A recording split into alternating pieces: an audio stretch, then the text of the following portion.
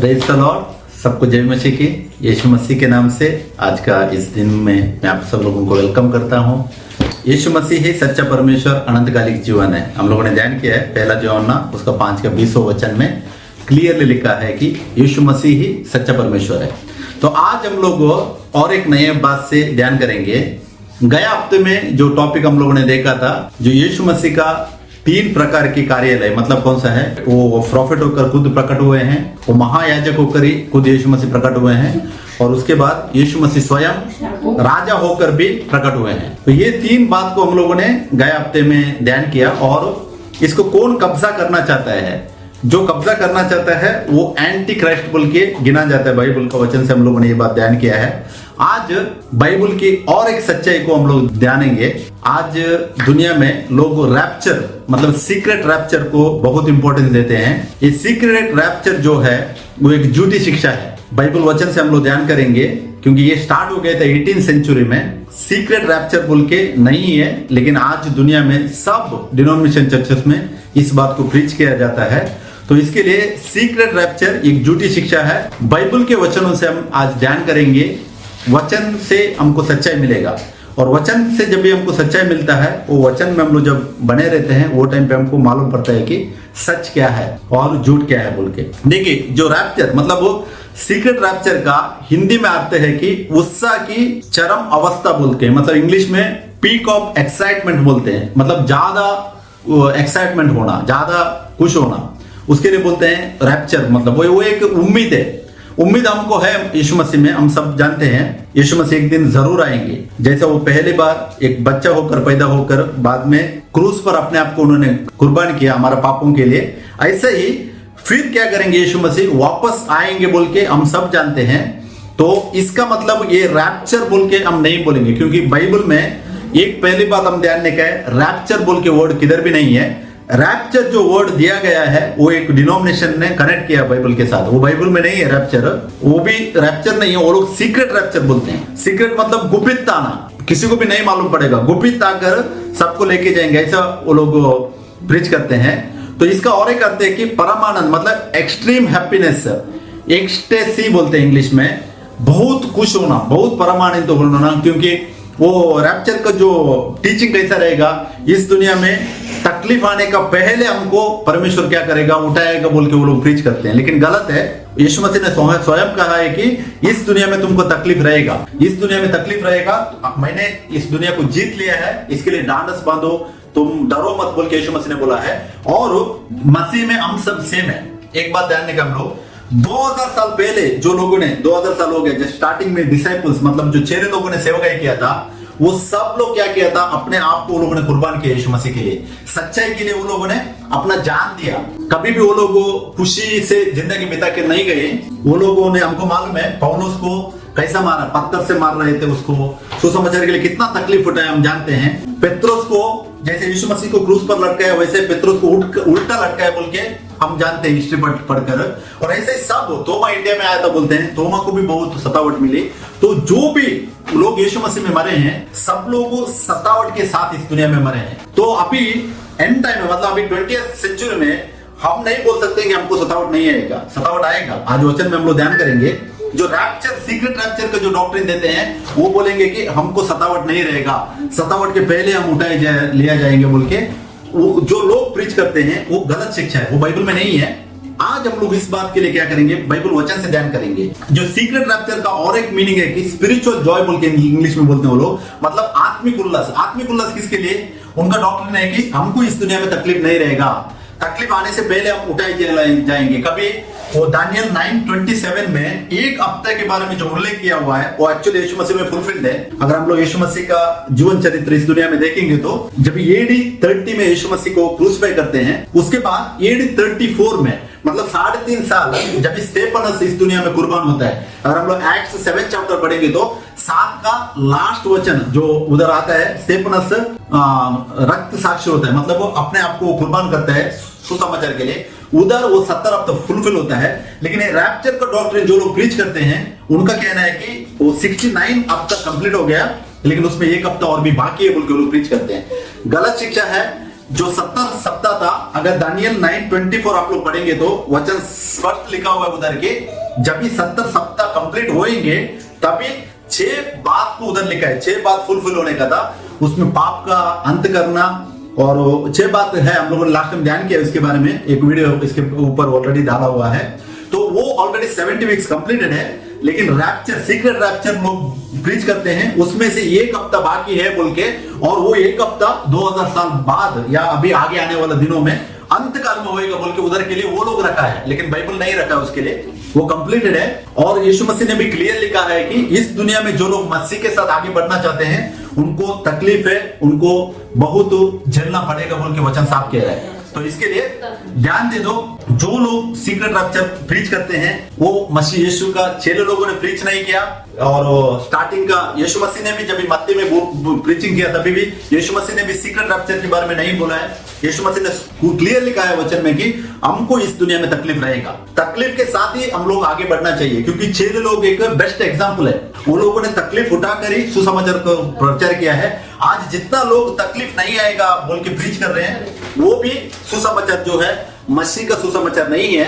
क्योंकि हम लोगों ने, मैंने और एक वीडियो डाला है, सच्चा सुसमाचार, समृद्धि सुसमाचार और बाइबल की सच्चाई, इसके बारे में मैंने उसमें भी थोड़ा पॉइंट्स एक्सप्लेन किया है। तो आज हम लोग ये सीक्रेट रैप्चर में एक झूठी शिक्षा बोल के वचन पे ध्यान कर कर इस बात को हम लोग वचन से प्रूफ करेंगे कि ये सच्ची बात नहीं है। पुनरुत्थान के बारे में लिखा हुआ है, अगर आप लोग रेवल्यूशन प्रकाशन 20 का 6वां वचन पढ़ेगा तो फर्स्ट रिजरेक्शन बोल के बाइबल बात करती है, लेकिन रैप्चर वर्ड किधर भी नहीं है। ये रैप्चर का वर्ड आया किधर से बोलेगा तो अगर पहला थिस्सलुनीके उसका 4 का 17 वचन जब भी पढ़ने के टाइम में उधर वचन लिखा है, पौलुस कहता है कि जो लोग जीवित हैं वो लोग उठाए लिए जाएंगे, बोला है। उठाए लिए जाना मतलब क्या है, हम लोग इधर से जाने वाले हैं, उसी को उन लोगों ने रैप्चर बोल के कनेक्ट किया हुआ है। इंग्लिश में वो रैप्चर बोल के बाइबल में नहीं है, वो बोला है उधर कॉट अप बोल के लिखा हुआ है। इंग्लिश में वर्ड उसका कॉट अप मतलब उठाए लिए जाएंगे, सही वर्ड है, रैप्चर वर्ड नहीं है। हम लोग ध्यान करना चाहिए कि रैप्चर शब्द हमें बाइबल में नहीं मिलता, स्पष्ट है, रैप्चर बाइबल में नहीं है। यह वाक्यांश पहली बार 18वीं सदी में इस्तेमाल किया गया है था, मतलब 18वीं सेंचुरी तक कोई भी इंसान इस दुनिया में रैप्चर के बारे में प्रीच नहीं किया। जो लोग मसीह लोग थे 18वीं सेंचुरी मतलब क्या है 1800 ईयर्स तक, उतना तक इस दुनिया में रैप्चर का प्रीचिंग नहीं था। कोई भी चेले लोगों ने रैप्चर है बोल के कोई प्रीच नहीं किया है। ये स्टार्ट हो गया था आफ्टर 18th सेंचुरी है। रैप्चर शब्द का उपयोग एक धार्मिक धारण के रूप में किया जाता है, मतलब एक धार्मिक धारण। ये कौन सा है, ये आया था रोमन कैथलिक बोल के जो डिनोमिनेशन है ना, वो लोगों ने ये रैप्चर सिद्धांत को लाया था इस दुनिया में, क्योंकि उनका इंटेंशन था कि जो एंटी क्राइस्ट को प्रकट नहीं होने का है, वो कौन है बोल के मालूम नहीं बोलने का, उसको छुपाने का बोल के ये सिद्धांत वो लोग लेके आया था कि सीक्रेट रैप्चर होएगा बोल के। उनका डॉक्ट्रिन है ये स्टार्ट हो गया था 18th सेंचुरी में, जिसका अर्थ है मसीह के द्वारा विश्वासियों का स्वर्गारोहण। मतलब क्या है, गुप्त, किसी को भी नहीं मालूम पड़ेगा, वो लोग गुप्त उठाए लिया जाएंगे, कलीसिया गुप्त उठाए लिया जाएगा, उसके बाद 3.5 साल का महा कष्ट काल रहेगा बोल के उनका डॉक्ट्रिन इस दुनिया में आया था। अर्थात यीशु के दूसरे आगमन से पहले विश्वासियों का स्वर्ग में उठा लिया जाना, ये डॉक्ट्रिन स्टार्ट किया था रोमन कैथलिक चर्च है, लेकिन ये बाइबल आधारित नहीं है। हम लोग थोड़ा वचन से ध्यान करेंगे। रैप्चर की शिक्षा यह कहता है कि विश्वासियों को गुप्त रूप से स्वर्ग ले जाएगा और फिर धरती पर क्लेश, मतलब क्या है, ट्रेजेडी, बहुत कष्ट का स्टार्ट हो जाएगा, उसका समय आएगा। लेकिन बाइबल को ध्यान पूर्वक पढ़ने पर पता चलता है कि यह सिखाया नहीं गया है। बाइबल में इसके लिए कुछ भी प्रूफ नहीं है। सीक्रेट रैप्चर होने दो या रैप्चर होएगा बोल के जो लोग बोलते हैं उसका प्रूफ नहीं है, लेकिन उठाया लिया जाना उसका है वचन। मैंने बोला पहला थिस्सलुनीके उसका 4 का 17 वचन कहता है रैप्चर बोल के जो है सिद्धांत है रोमन कैथलिक डिनोमिनेशन में लाया था। ओके, बाइबल सिखाती है कि सिर्फ एक ही बार मसीह का दूसरा आगमन होगा जिसमें मृतकों का पुनरुत्थान और अंतिम न्याय एक साथ होगा। आइए बाइबल के अनुसार हम लोग सत्य को जाने। देखिए, जब यीशु मसीह प्रथम पुनरुत्थान होएगा वो टाइम पे 2 चीज होएगी, एक जो लोग मरे हैं उनका एक ही साथ रिजरेक्शन होएगा, बाइबल का बता रहा है, और अंतिम न्याय उसी टाइम पे परमेश्वर का जजमेंट भी होएगा बोल के वचन साफ कह रहा है। लेकिन मैं उतना जजमेंट के बारे में डीपली इसमें नहीं जाएंगे, सिर्फ हम लोग रैप्चर के बारे में, जो रैप्चर प्रीचिंग अभी चल रहा है उसके लिए वचन से हम लोग ध्यान करेंगे। देखिए, इसमें फर्स्ट पॉइंट है, बाइबल केवल एक ही दूसरे आगमन की बात करती है, 2 बार आने वाला बोल के नहीं बोलता है बाइबल। पहला बार जब आया यीशु मसीह बच्चा होकर इस दुनिया में आया था। अभी नेक्स्ट सेकंड टाइम हो बाइबल स्पष्ट कह रहा है कि एक ही बार आने वाला है, मतलब दूसरा बार ये आने वाला है। The Bible teachers 1 second coming not 2 faces, मतलब 2 बार आएगा बोल के नहीं बोल रहे हैं। जो रैप्चर को डॉक्ट्रिन में बोला ऑलरेडी, फिर से मैं बताता हूं। रैप्चर डॉक्ट्रिन है कि सेकंड कमिंग का बीच में एक बार यीशु मसीह आएगा। वो गलत है, वो नहीं है, वो वचन आधारित नहीं है उसके लिए। कुछ लोग कहते हैं कि यीशु 2 बार आएंगे, मतलब अभी और 2 बार आएंगे बोलता है, ऐसा नहीं बोल रहा है। बाइबल यीशु मसीह का टोटल 2 आगमन के बारे में बात करता है। उसमें पहला आगमन ऑलरेडी हो गया, वो बच्चा होकर पैदा हो गया, कष्ट उठाया और क्रूस पर उसने अपने आप को समर्पित किया। तो अभी दूसरा एक ही उसका आगमन है, वचन 7 दिखा रहा है हमको। तो कुछ लोग कहते हैं कि यीशु 2 बार आएंगे, पहले गुप्त रूप से आएंगे और फिर वो न्याय के लिए आएंगे। नहीं है, वचन कह रहे हैं यीशु मसीह नेक्स्ट एक ही बार आने वाले हैं। वही टाइम पे वो उठाया लिया भी जाएगा, मरे हुए लोग भी उठेंगे और जजमेंट भी वही टाइम पे सेम टाइम करेंगे बोल के बोल रहे हैं वचन। तो समर्थन करने के लिए ये जो पॉइंट बाइबल केवल एक ही दूसरे आगमन के बारे में जो बात करती है, उसके लिए वचन भाग हम लोग ध्यान करेंगे। आप पढ़िए इब्रानियों 9:28 पढ़िए। वैसे ही मसीह भी बहुतों के पापों को उठा लेने के लिए एक बार बलिदान हुआ, और जो लोग उसकी बाट जोहते हैं उनके उद्धार के लिए दूसरी बार बिना पाप के दिखाई देगा। आमीन। ये वचन क्या कह रहा है? 2 आगमन के बारे में बता रहा है। एक पहली बार जब यीशु मसीह आया, बच्चा होकर पैदा हो गया, अपने पाप को पूरा अपना बदन में उठा लिया और क्रूस पर मरकर क्या हो गया, रिजरेक्ट होके इस दुनिया से चले गए। और लेकिन इधर सेकंड पार्ट देखिए, मैं वो भी पढ़ता हूं बस, उनके उद्धार के लिए दूसरी बार बिना पाप के दिखाई देगा। दूसरी बार लिखा है, मतलब फर्स्ट कमिंग यीशु मसीह का हो गया जब भी बच्चा होकर आया। अभी वचन कहता है इधर दूसरी बार, मतलब एक ही बार आने वाला है। नेक्स्ट 1 टाइम ओनली यीशु मसीह आएंगे, वही टाइम पे क्या हो जाएगा, रिजरेक्शन भी होएगा। बाद में परमेश्वर यीशु मसीह के साथ सेम टाइम से क्या हो जाएगा, रूलिंग स्टार्ट होएगा। 1000 ईयर्स का जो मिलेनियम रूलिंग है इस दुनिया में, वही टाइम पे यीशु मसीह के साथ स्टार्ट होएगा बोल के वचन कह रहा है। तो इब्रानियों 9:28 के वचन से स्पष्ट है कि यीशु मसीह दूसरी बार एक ही बार आएगा। और एक वचन पढ़ेंगे हम लोग, मत्ती 24:27 में पढ़िए। क्योंकि जैसे बिजली पूर्व से निकलकर पश्चिम तक चमकती जाती है, वैसे ही मनुष्य के पुत्र का भी आना होगा। देखिए इधर वचन क्या कहता है, जैसा बिजली को कंपेयर किया है, मतलब बिजली का ये कैसा रहेगा, एक टाइम के लिए ठप करके ऐसा बिहेव करेगा, वो हो जाएगा, ऐसा रहेगा बोलता है। मतलब वो यीशु मसीह का आगमन कैसा होएगा बोल के मत्ती 24:27 में लिखा हुआ है। मतलब एक क्षण में हो जाएगा। इसी को लोगों ने क्या किया, इसी को लोग रैप्चर बोल के ले रहे हैं, लेकिन वो रैप्चर नहीं है, वो फर्स्ट रिजरेक्शन के टाइम में एक क्षण में हो जाएगा बोल के वचन कह रहा है। ओके, इसके लिए और भी वचन ध्यान करेंगे हम लोग। प्रकाशित वाक्य 1 का 7वां वचन पढ़िए। देखो वह बादलों के साथ आने वाला है और हर एक आंख उसे देखेगी, बदले जिन्होंने उसे देखा था वे भी उसे देखेंगे, और पृथ्वी के सारे कुल उसके कारण छाती पीटेंगे। हाँ, आमीन आमीन। प्रकाशित वाक्य 1 का 7 में क्या कह रहे हैं, हर एक आंख उसे देखेगी बोलते हैं। रैप्चर प्रीच करने वाले लोग बोलते हैं सुमने में यीशु मसीह आएंगे और सबको हमको लेके जाएंगे, ऐसा नहीं लिखा है वचन। वचन बोलता है कि जब भी दूसरा टाइम यीशु मसीह आएंगे, हर एक आंख उसे देखेगा। ये लोगों ने किधर कनेक्ट किया है, रैप्चर होने के बाद का सेकंड कमिंग बोलते हैं, उसको कनेक्ट किया है, लेकिन उसको कुछ भी वर्ड का प्रूफ नहीं है। वचन साफ कह रहे हैं कि हर एक आंख यीशु मसीह को देखेगा। कभी सेकंड कमिंग में जब यीशु मसीह आएंगे ना, वो टाइम पे हर एक आंख उसे देखेगा, वरना जिन्होंने उसे भेदा था वे भी उसे देखेंगे। मतलब जो लोगों ने क्रूस पर चढ़ाया था वो लोग भी उसको देखेंगे बोलता है। ये कभी हो सकता है सेकंड कमिंग में सब लोग देखेंगे, इसका मतलब ये वचन से साफ मालूम पड़ता है कि हमको सेकंड कमिंग में पूरा दुनिया यीशु मसीह को देखेगा और उसे देखेंगे, और पृथ्वी के सारे कुल उसके कारण छाती पीटेंगे। मतलब सब लोग यीशु मसीह को देखेंगे। सेकंड कमिंग में यीशु मसीह को पूरा दुनिया देखेगा और सब लोग क्या करेंगे, अपना छाती पीटेंगे। हाँ, आमीन बोल के लिखा हुआ है, मतलब ऐसे ही होएगा बोल के वचन साफ कह रहे हैं इधर। तो इसका मीनिंग क्या है कि दूसरा आगमन गुप्त नहीं होगा बल्कि सार्वजनिक और गौरवशाली होगा, मतलब धूमधाम से रहेगा। उसके लिए आगे वचन पढ़ेंगे हम लोग। इसी में पहला पॉइंट हम लोगों ने ध्यान किया कि जो जब यीशु मसीह का आगमन क्या है, बाइबल केवल दूसरे आगमन के बारे में बात करता है, उसके लिए वचन ध्यान किया हम लोगों ने। इसमें सेकंड पॉइंट, रैप्चर सिद्धांत के कारण बाइबल के आयतों की गलत व्याख्या की गई है। जो लोगों ने रैप्चर है बोल के लिया हुआ है, वो लोगों ने वचन को क्या किया है, गलत तरीके से इस्तेमाल किया हुआ है।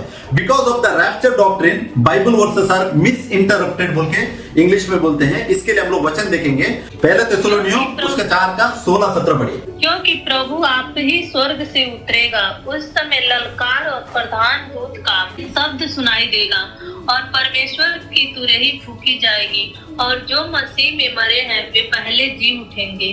तब हम जो जीवित और बचे रहेंगे उनके साथ बादलों पर उठा लिए जाएंगे कि हवा में प्रभु से मिले, और इस रीति से हम सदा प्रभु के साथ रहेंगे। आमीन। देखिए इधर वचन क्या कह रहा है कि रैप्चर गुप्त होता है बोल के इधर दिखाता है, वचन नहीं दिखाता है। क्यों? 3 चीज लिखी हुई है। पहला थिस्सलुनीयों 4 का 16 में क्या लिखा हुआ है? एक तो प्रभु आप ही स्वर्ग से उतारेगा, मतलब वही खुद आएगा, यीशु मसीह स्वयं आएगा। और उस समय क्या होएगा? पहले बोला हुआ है ललकार। अगर आप लोग ललकार के लिए वचन पढ़ेंगे ना, ये इसके में लिखा हुआ है। और निर्गमन अगर 19वां चैप्टर अगर पढ़ेंगे तो हम लोग 19-20वां चैप्टर में लगता है, उधर है वचन। जब ये ललकार बोलेगा तो पूरा दुनिया कांप रही थी। मतलब ऐसा होता था जब यहोवा पुराने नियम में आत्मस्वरूपी परमेश्वर जब उतर के आ रहा था मूसा को मिलने के लिए, और वो 10 कमांड्समेंट देने के टाइम में लोगों ने क्या किया था, मूसा को बोला था हम नहीं जाएंगे। वो पहाड़ पे जो यीशु उधर के आ रहा था, आया था परमेश्वर, वो पहाड़ को भी कोई टच नहीं कर सकता था। इवन उधर लिखा है पशु भी उस पहाड़ को छू नहीं सकता था। ऐसा एक ललकार के साथ परमेश्वर क्या किया था, ओल्ड टेस्टामेंट में उतर के आया था। इधर भी वचन वही कह रहे हैं कि जब यीशु मसीह फिर से दूसरा कमिंग में जब उतरेगा, ललकार होगी। ललकार मतलब वो धूमधाम रहेगा। जैसा आप लोगों ने देखा रहेगा, शादी का फंक्शन करते हैं ना, कैसा रहता है, पटाखे फोड़ते हैं, बैंड बजाते हैं, वो सिर्फ वो एरिया के लिए धूमधाम दिखाते हैं, लेकिन ये पूरा दुनिया के लिए धूमधाम रहेगा। वचन कह रहा है ललकार के साथ यीशु मसीह उतरेंगे। और दूसरा बात होएगा, देखिए प्रधान दूत का शब्द सुनाई देगा। प्रधान दूत कौन है? अगर आप लोग यूदा उसका 1 का 9वां वचन पढ़ेगा तो उधर मिकाएल बोल के स्पष्ट मालूम पड़ता है। मिकाएल जो परमेश्वर को दूत है ना, उसको प्रधान दूत कहा गया हुआ है। और इधर प्रधान दूत का शब्द होएगा, मतलब प्रधान दूत का शब्द हमको सुनाई देगा। और तीसरा होएगा परमेश्वर की तुराई फूंकी जाएगी। तुराई मतलब क्या है? तुरी कभी फूंकी जाती है, इसका आगे हम लोग वचन पढ़ेंगे क्यों फूंकी जाती है बोल के, उसके लिए भी मीनिंग है। तो ये 3 चीज होएगी। मतलब क्या है? रैप्चर जो लोग अगर प्रीच कर रहे हैं तो रैप्चर क्या होएगा, किसी को भी नहीं मालूम पड़ेगा बोल के डॉक्ट्रिन है वो। मतलब सुमड़ी में यीशु मसीह आएगा, जो लोग यीशु मसीह में हैं उनको चोर के जैसे उठा के लेके जाएगा बोलते हैं। नहीं है, यही वचन है। 2 ही वचन हमको बराबर से मिलेगा, 1 थिस्सलुनीयों 4:16-17 एंड 1 कोरिन्थियंस 15:51-52। इधर क्लियरली लिखा हुआ है कि ललकार होएगा, प्रधान दूत का शब्द होएगा और परमेश्वर की तुराई फूंकी जाएगी, और धूमधाम से यीशु मसीह का आगमन रहेगा। और हम लोगों ने प्रकाशित 1 का 7 में भी देखा, सब लोग उसको देखेंगे, पूरा दुनिया देखेंगे। नेक्स्ट मत्ती में भी नीचे जाने का और एक क्वेश्चन है, उधर वो भी ध्यान करेंगे। उधर बोलते हैं सब लोग अपना छाती पीट कर बोलेंगे, रोएंगे वो टाइम पे, ऐसा रहेगा बोल के वचन साफ कह रहे हैं। तो इसके लिए जितने भी लोग रैप्चर डॉक्ट्रिन में बंधे हुए हैं, वो एक झूठी शिक्षा है बोल के परखने का और उसमें से बाहर आना चाहिए, तभी क्या हो जाएगा, सच्चाई मालूम पड़ेगा। देखिए इस वचन से हम लोगों ने अगर ध्यान करने वाली बात क्या है कि यह घटन गुप्त नहीं होगा, बल्कि यह जोरदार तुराई और जय जयकार के साथ होएगा, ओपन रहेगा। सेकंड कमिंग में यीशु मसीह का, जैसे पहला कमिंग में यीशु मसीह एक बोतली में मरियम के गर्भ में पैदा होकर आता है, ऐसा नहीं है। सेकंड कमिंग जो है जोर एकदम दमादम रहेगा, मतलब जय जयकार के साथ यीशु मसीह उतरेंगे। और उसमें दूसरा पॉइंट क्या है कि यह अंतिम पुनरुत्थान के दर्शित है, ना कि एक अलग रैप्चर को। मतलब ये एक रैप्चर को नहीं दिखाता है, ये धूमधाम बहुत अच्छा सब लोग देखने के जैसा वो रहेगा बोल के वचन कह रहा है। और उधर ही पहला कोरिन्थियंस 15 का 50 और 52 भी पढ़िए। देखो मैं तुमसे भेद की बातें कहता हूँ, हम सब नहीं सोएंगे परंतु सब बदल जाएंगे, और यह क्षण भर में पलक मारते ही अंतिम तुरही फूंकते ही होगा, क्योंकि तुरही फूंकी जाएगी और मुर्दे अविनाशी दशा में उठाए जाएंगे और हम बदल जाएंगे। आमीन। देखिए हम लोगों ने पहला थिस्सलुनीयों में 3 चीज पढ़ी थी, एक ललकार पढ़ा था, प्रधान दूत का शब्द पढ़ा था, और परमेश्वर की तुराई फूंकने के बारे में वचन पढ़ा था। अभी इधर कोरिन्थियंस में पौलुस क्लियर कर रहे हैं, तुराई फूंकी जाएगी और मुर्दे अविनाशी दशा में उठाए जाएंगे। जब भी तुरी फूंकी जाती है, वो तुरी कौन सुनेंगे मालूम है?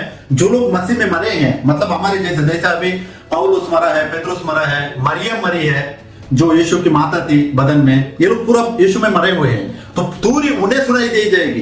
कौन वो टाइम पे धरती में, जस्ट एक ध्यान कीजिए, पौलुस ये लोग पूरा मरकर अभी 2000 साल हो गया। वो 2000 साल में ना उनके जगह में उनका हड्डी नहीं है, उधर उनका मांस नहीं है, कुछ भी नहीं है, पूरा मट्टी में गल गया हुआ है। फिर भी देखिए जब इस तुरी सुनाई देगी ना, वो टाइम पे वचन कहता है कि सब लोग यीशु मसीह में जो है उनको तुरी सुनाई देगी और वो लोग जी उठेंगे। और उसके बाद सेकंड है जो उस टाइम पे जीवित है। फॉर एग्जाम्पल सोचिए हम लोग अगर जीवित है तो हमको क्या हो जाएगा, प्रधान दूत का शब्द सुनेगा। क्यों हम प्रधान दूत का शब्द सुनेंगे कि अगर आप लोगों ने जॉन मतलब यूहन्ना 11वां चैप्टर पढ़ेगा तो 25वां वचन कहता है, यीशु मसीह का दो चीज मेंशन किया हुआ है। एक यीशु मसीह बोलता है कि मैं ही पुनरुत्थान और मैं ही जीवन बोल के बोला हुआ है। पुनरुत्थान क्या है, लास्ट में हो जाएगा, मतलब हमको वो प्रधान दूत का शब्द सुनेगा, लेकिन जीवन जो है हमको मिला हुआ है। जो लोग यीशु मसीह में है उनको ऑलरेडी जीवन मिला हुआ है, इसके लिए हमको क्या हो जाएगा, प्रधान दूत का शब्द हम सुनेंगे। जो लोग बदन में है, सोचिए अगर हम लोग भी ये बदन से चले गए, कल मट्टी में मिल गए, तो हम भी तुरी सुनेंगे। हमको प्रधान दूत का शब्द नहीं सुनेगा, हम तुरी सुनेंगे। तुरी सुनने के टाइम में मरे हुए लोग पहले उठेंगे और प्रधान दूत का शब्द जो लोग सुनेंगे, मतलब मिकाएल का वॉइस, हमको यीशु मसीह डायरेक्ट नहीं पुकारेंगे, क्यों हम लोगों ने ऑलरेडी यीशु मसीह का वचन को सुना है। मतलब यीशु मसीह को सुनना कैसा है, उसका वचन है, वचन ऑलरेडी हम लोगों ने लिया हुआ है, तो हम लोग वचन में बने हुए हैं। तो हमको यीशु मसीह नहीं बुलाएगा, हमको प्रधान दूत का शब्द सुनाई देगा अगर हम बदन में वो टाइम पे जीवित है तो। नहीं तो हमको तुरी सुनाई देगी, क्योंकि हम मसीह में सो गए हुए लोग हैं। जो लोग मसीह में सो गए हैं उनको तुरी सुनाई देगा। ये दो चीज होएगा। और ललकार किसके लिए, ललकार परमेश्वर का आगमन रहेगा, धूमधाम से रहेगा। जैसे दूल्हा है ना, दूल्हा कैसा आता है तैयार होकर, वो दूल्हा को दर्शाने वाला है। अभी का जो शादी का फंक्शन ले लो, दूल्हा और दुल्हन वो क्या करते हैं, चर्च को कनेक्टेड है, चर्च को दर्शाता है। दुल्हन कौन है, हम लोग हैं। हम लोग को दूल्हे को मिलने के लिए, जैसे इस दुनिया में भी शादी का फंक्शन के लिए दूल्हा कैसा धूमधाम से आता है, वैसे ही हमारा जो स्पिरिचुअल दूल्हा है, कौन यीशु मसीह है, वो भी क्या हो जाएगा, एकदम ललकार के साथ आ जाएगा बोल के वचन कह रहे हैं। तो इसके लिए क्या है कि ये बहुत मीनिंगफुल वचन है। जो रैप्चर जो लोग प्रीच करते हैं ना, वो एक झूठी शिक्षा है, उसमें से बाहर आना बहुत जरूरी है। क्योंकि बाइबल कौन सा भी एंगल से ये वचन हम लोगों ने जितना पढ़ा भी, किधर भी हमको ये रैप्चर के हिसाब से नहीं दिखाएगा। क्योंकि थेसलोनिया में पौलुस साफ साफ कहा है कि उसने ललकार के साथ यीशु मसीह उतरेंगे बोल के वचन कहा है। और अगर आप लोग प्रकाशित उसका 20 का 4 से 6 तक पढ़ेगा तो इधर भी वो लिखा हुआ है कैसे हो जाएगा बोल के। हम लोग सिर्फ एक ही वचन पढ़ेंगे, पूरा पढ़ने के लिए नहीं जाएंगे। 20 का 6 छठा वचन पढ़िए। धन्य और पवित्र वह है जो इससे पहले पुनरुत्थान का भागी है। ऐसों पर दूसरी मृत्यु का कुछ भी अधिकार नहीं, पर वे परमेश्वर और मसीह के याजक होंगे और उसके साथ 1000 वर्ष तक राज्य करेंगे। आमीन। अगर आप लोग 4 से पढ़ेगा तो क्लियरली लिखा हुआ है कैसा पुनरुत्थान होएगा बोल के। क्योंकि रैप्चर नहीं है इधर, ये वचन में हमको मिलता है, छठा वचन में मिलता है। जो उसके लिए यीशु मसीह का आगमन को क्या बोला हुआ है, हमारे लिए वो पुनरुत्थान होएगा बोलते हैं। इवन जो बॉडी में मरे हुए हैं उनका भी पुनरुत्थान होएगा। हम लोग भी अगर जीवित है तो हमारा भी पुनरुत्थान होएगा। हमारा पुनरुत्थान कैसे होएगा, क्षण भर में इस बॉडी गल जाएगा और हम लोग क्या होंगे, जो हेवनली बॉडीज को, महिमा शरीर को हम लोग पहन लेंगे बोल के वचन कहता है। और इधर छठा वचन में हम लोगों ने क्या पढ़ा, धन्य और पवित्र वो है जो इस पहले पुनरुत्थान का भागी है बोलते हैं वचन। अभी सोचिए जो लोग रैप्चर प्रीच करते हैं, इधर वचन कह रहा है कि धन्य और पवित्र वो है जो फर्स्ट रिजरेक्शन में जाएगा। तो रैप्चर को अगर कनेक्ट करेगा, मतलब गुप्त अगर यीशु मसीह आएगा तो उनको ये भाग्य नहीं मिलेगा ना। सोचने वाली बात है कि वचन कह रहे हैं इधर धन्य और पवित्र वो है जो पहले पुनरुत्थान का भागी होता है। मतलब जो फर्स्ट रिजरेक्शन में उठाया जाता है वही क्या है, धन्य और पवित्र बोल के वचन साफ कह रहा है। इसका मतलब क्या है, रैप्चर जो है वो झूठी शिक्षा है बोल के इस वचन से हमको बराबर मालूम पड़ता है। क्यों, रैप्चर में जाने वाला लोग, वो जो रैप्चर प्रीच करते हैं ना, वो लोग बोलते हैं कि मसीह के साथ हमको खाना मिलेगा, हम बाद में रूल करेंगे। नहीं है, गलत है। इधर वचन कह रहे हैं, देखिए धन्य और पवित्र वो है जो पहले पुनरुत्थान का भागी होगा।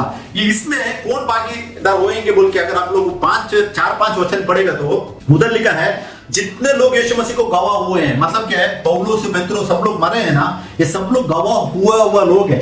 और प्रकाशित 13 चैप्टर में 2 गवाहों के बारे में बाइबल बात करता है। और ये रैप्चर प्रीचिंग होने वाले क्या बोलते हैं मालूम है, रैप्चर होने के बाद 2 गवाह आके इधर क्या करेंगे, सुसमाचार देंगे बोलते हैं। देखिए इधर वचन कह रहा है पहला रिजरेक्शन में जाने वाला धन्य और पवित्र है। अगर 2 गवाह रैप्चर होने के बाद आया तो वो लोग फर्स्ट रिजरेक्शन में नहीं जाएंगे। अगर फर्स्ट रिजरेक्शन में जो इंसान नहीं जाएगा वो 1000 ईयर्स रूलिंग में नहीं आएगा और वो धन्य और पवित्र भी नहीं होएगा, क्योंकि बहुत से लोग बोलते हैं मूसा और एलिया आएगा रैप्चर के बाद वो लोग प्रीच करेंगे। क्या हो जाएगा, वचन कॉन्ट्राडिक्ट हो जाएगा। मतलब क्या है, अगर वो लोग मूसा और एलिया आएंगे तो वो लोग तो फर्स्ट तो वो लोग पहला रिजरेक्शन का भाग नहीं होंगे। अगर वो लोग पहला रिजरेक्शन का भाग नहीं होंगे तो उनको 1000 ईयर्स का रूलिंग नहीं मिलेगा। तो इसके लिए वो दो गवाहों के बारे में हम लोग नेक्स्ट ध्यान करेंगे। एक्चुअली वो मूसा और एलिया नहीं है, दो गवाह बोलेगा तो दो चर्चेस के बारे में बाइबल बात कर रहे हैं। तो हम लोग वो टॉपिक अभी नहीं है, नेक्स्ट है। लेकिन मैं सिर्फ इधर दिखाना चाहता हूं कि आप इसी का प्रकाशित 20 का 4-5 वचन पढ़ेगा तो उधर लिखा है कि जो लोग यीशु मसीह का गवाह हुए हैं वो भी फर्स्ट रिजरेक्शन में जाने वाले हैं। फर्स्ट रिजरेक्शन एक ही रिजरेक्शन है, उसके बाद कौन सा भी रिजरेक्शन नहीं होने वाला है। बाइबल स्पष्ट दिखा रहा है। अगर आप लोग प्रकाशित उसी का 20 का 11 से नीचे पढ़ेगा तो उधर वचन और एक बात करता है, क्या है कि जो 1000 मिलेनियम का रूलिंग के बाद है ना, जो लोग भी समुद्र के अधीन में थे, समुद्र उनको हैंड ओवर करेगा। और जो धरती मौत मतलब जो डेथ के अधीन है, सब कुछ क्या करेगा, हैंड ओवर करेगा। बोलते हैं रिजरेक्शन एक ही है, सेकेंड रिजरेक्शन नहीं है, सिर्फ एक ही एक रिजरेक्शन है। और ये रिजरेक्शन में जाना बहुत जरूरी है बोल के वचन कह रहा है। जो लोग ये रिजरेक्शन में गए एटर्नल लाइफ के लिए, उसमें भागीदार होंगे। अगर फर्स्ट रिजरेक्शन में जो इंसान नहीं गया, सोचने का है कि उसको बाद में दूसरा कौन सा भी ऑप्शन नहीं है। लेकिन रैप्चर प्रीच करने वाले लोग बोलते हैं 3.5 साल बाद में अगर गवाह होएगा तो उसको और भी उम्मीद है बोलते हैं। वो झूठी शिक्षा है। ये फर्स्ट रिजरेक्शन के बाद दूसरा कौन सा भी रिजरेक्शन नहीं होने वाला है, डायरेक्ट 1000 ईयर्स का रूलिंग स्टार्ट होएगा। तो इसके लिए वचन से बने रहना बहुत जरूरी है। इसी का हम लोग सेकंड भाग भी देखेंगे। ये जो प्रीच करते हैं ना, रैप्चर प्रीच करने वाले लोग क्या बोलते हैं, एक उठा लिया जाएगा, दूसरा छोड़ दिया जाएगा। ये वचन है, वो किसको दर्शा रहा है कि हम लोग देखेंगे मत्ती 24 का 40-41 पढ़िए। उस समय 2 जन खेत में होंगे, एक ले लिया जाएगा और दूसरा छोड़ दिया जाएगा। 2 स्त्रियां चक्की पीसती रहेंगी, एक ले ली जाएंगी और दूसरी छोड़ दी जाएंगी। मतलब ये वचन का मतलब क्या है कि एक यीशु मसीह के साथ एक हो जाएगा रूलिंग के लिए, लेकिन और एक दोनों मसीह में ही है। मसीह में है कैसा है, एक वचन से बांधा हुआ है, एक वचन से नहीं बांधा हुआ लोग है, उसके बारे में वचन करता है। लेकिन एक मसीह के साथ रूलिंग के लिए जाएगा। छोड़ दिया जाएगा मतलब क्या है, ये जो छोड़ दिया जाएगा बोलेगा तो ये पहला रिजरेक्शन की बात कर रहे हैं। मतलब यीशु मसीह जब आएंगे वो टाइम पे जो लोग यीशु मसीह में है, यीशु मसीह के साथ एक होंगे, और जो लोग छोड़ दिया जाएंगे मिलेनियम ईयर में, ये धरती पर क्या हो जाएंगे, हम लोग जब रूलिंग करने के टाइम में वो लोग इस धरती पे हो सकते हैं बोल के वचन कह रहा है। मतलब क्या है, सब लोग उठाया नहीं जाएंगे। यीशु मसीह में जो वचन से बंधे हैं वो लोग भी उठाए लिए जाएंगे बोल के इस वचन से यीशु मसीह ने स्पष्ट कहा था। इसका मतलब ये नहीं है कि पहले आकर वो ले जाएगा बाद में वापस सेकंड टाइम आएगा, ऐसा नहीं है। वचन किधर भी प्रूफ नहीं मिल रहा है। ये जो अगर इसी वचन को लेकर अगर प्रीच करते हैं लोग कि बाद में सेकंड होप्स है बोलेगा तो वो झूठी शिक्षा है, उसको कुछ भी बेस नहीं है। इसी में तीसरा अगर पॉइंट हम लोग ध्यान करेंगे तो यीशु ने ये दिन को किसके साथ जोड़ा है मालूम है, जब भी उसका पहला पुनरुत्थान रहेगा ना, वो नूह के टाइम का वचन को उसने जोड़ दिया है। मत्ती 24 का 37-39 पढ़िए। जैसे नूह के दिन थे वैसा ही मनुष्य के पुत्र का आना भी होगा, क्योंकि जैसे जल प्रलय से पहले के दिनों में जिस दिन तक कि नूह जहाज पर न चढ़ा, उस दिन तक लोग खाते पीते थे और उनमें विवाह होते थे, और जब तक जल प्रलय आकर उन सबको बहा न ले गया तब तक उनको कुछ भी मालूम न पड़ा। वैसे ही मनुष्य के पुत्र का आना भी होगा। आमीन आमीन। ये वचन से क्या सीख सकते हैं हम लोग, ये जो सेकंड कमिंग जो जीसस का है ना, यीशु मसीह का जो दूसरा आगमन है, वो टाइम नूह के टाइम को कंपेयर किया हुआ है। नूह का टाइम को क्यों कंपेयर किया है कि वो टाइम पे भी नूह जाकर 100 साल तक उनको सुसमाचार दे रहा था, बोल रहा था कि अपने आप को बचा लो। अभी भी सुसमाचार दे रहे हैं, लेकिन कितना लोग एक्सेप्ट करते हैं उसको कंपेयर करके बोल रहे हैं। मतलब क्या है, सब लोग शादी करवा देंगे, सब अपना दुनियादारी में सब लोग खोए रहेंगे। वो टाइम को यीशु मसीह कंपेयर करके बोल रहे हैं कि ऐसा होएगा बोलता है। तो नूह के समय में कौन उठाया गया था, हम लोग पूछने गए नूह के समय में कौन बचाया गया था? दुष्ट लोग जल प्रलय में नष्ट हो गए, वो वचन से हम लोगों ने जो पढ़ा। और नूह और उसका परिवार क्या करता है, बच जाता है। मतलब एक ही परिवार बचाया जाता है। और ध्यान देने क्या है, जब नूह के टाइम पे पहले क्या हो जाता है, डिस्ट्रक्शन आ जाता है। मतलब पहले तकलीफ आ जाती है और पूरा का पूरा लोग खत्म हो जाते हैं, लेकिन वो जो नाव है पानी के ऊपर तैर रही थी। इसका मतलब क्या है, मतलब है कि डिस्ट्रक्शन और बचाए जाना दोनों एक साथ हो जाए। जाएगा, अलग अलग नहीं है। इस दुनिया में जो लोग बोलते हैं हमको कष्ट नहीं है, तकलीफ नहीं है, वो गलत बात है। हमको तकलीफ है। क्यों तकलीफ है कि जो चेले लोगों ने अगर तकलीफ सहा है, वचन के लिए वो लोग अपने आप को कुर्बान किया है, वो सेम प्रिंसिपल हमको भी अप्लाई होता है। उनको एक प्रिंसिपल, हमको एक प्रिंसिपल नहीं है, क्योंकि वो लोग भी मसीह में थे, हम लोग भी मसीह में। और अगर गलतियां 3:28 पढ़ेगा तो वचन कहता है कि हम सब मसीह में एक है। उनको एक अलग रूल, हमको एक अलग रूल नहीं है। सबको सतावट है इस दुनिया में। और नूह का एग्जाम्पल परमेश्वर क्यों दे रहा है कि नूह के टाइम पे सब लोग खाते पीते थे, लेकिन बाढ़ आया, सबको लेकर खत्म किया। लेकिन वही टाइम पे क्या हो जाएगा, नूह उठा लिया गया। मतलब क्या है, डिस्ट्रक्शन भी हो गया, नूह बचाया भी गया, उसका फैमिली बचाया गया। ऐसा रहेगा बोलते हैं फर्स्ट रिजरेक्शन, मतलब यीशु मसीह का सेकंड कमिंग है ना, उसको दर्शा रहा है। इसमें हम लोग तीसरा पॉइंट ध्यान करेंगे। देखिए, दुष्ट और धर्मी एक साथ न्याय किया जाएंगे। मतलब दुष्टों को अलग जजमेंट और धर्मियों का अलग जजमेंट नहीं है, दोनों का जजमेंट एक साथ होएगा बोल के वचन कह रहा है। The wicked and righteous will be judged together बोलते हैं, एक ही साथ जजमेंट हो जाएगा। हम लोग इसके लिए वचन पढ़ेंगे, मत्ती 13 का 30 वचन पढ़िए। कटनी तक दोनों को एक साथ बढ़ने दो, और कटनी के समय मैं काटने वालों से कहूँगा, पहले जंगली दाने के पौधे बटोर कर जलाने के लिए उनके गड्ढे बांध लो, और गेहूं को मेरे खेत में इकट्ठा करो। आमीन। ये वचन के हिसाब से क्या है, गेहूं और जंगली घास का दृष्टांत के बारे में यीशु मसीह बताते हैं। अगर 13 चैप्टर मत्ती पढ़ेंगे तो हम लोग बहुत सा दृष्टांत दिया हुआ है। इसमें एक है गेहूं और जंगली घास का दृष्टांत। ये दृष्टांत यीशु मसीह क्या कहता है, जब भी बोने वाला बीज बोकर जाता है, लेकिन रात को शैतान आकर क्या करता है, बुरा बीज बो देता है। वो टाइम पे स्वर्गदूत बोलते हैं कि क्या हम लोग उनको निकाल दें। वो टाइम पे यीशु मसीह बोलते हैं कि नहीं, उसको बढ़ने दो, दोनों साथ में बढ़ने दो। अभी दुनिया ऐसे ही है, दुनिया में हमको दिख रहा है दोनों साथ में बढ़ रहे हैं। क्यों? जो परमेश्वर के साथ चलने वाले लोग और जो नहीं चलने वाले लोग, दोनों एक साथ बढ़ रहे हैं आगे।